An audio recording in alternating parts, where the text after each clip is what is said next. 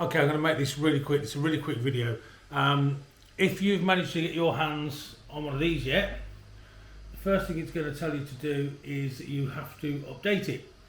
And as usual with DJI, I've gone in, you have to download the latest app, which is version 1.3, so make sure you've got that one and not the 1.24, it's got to be 1.3.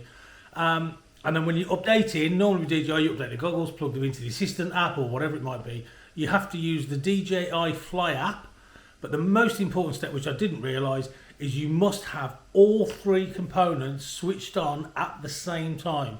So power up your drone, power up the controller and power up the goggles, and then plug your phone into the goggles, start the DJI Fly app, and then it will find them, and it takes a while. It could take up to a minute, maybe a little bit longer, but it will find them all. Then tell it to install via your phone, and it works. And you can see here, let me just flip this camera around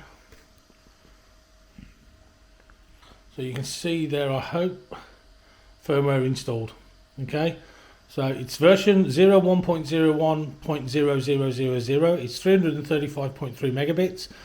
Although you might already have that on your drone, you need to do this update or it will not let you fly. And hopefully I may have just saved you 3 or 4 hours, because I've just spent 3 hours trying to get this to work, and it's as simple as having it all switched on and doing it via the Fly app on version of the app 1.3.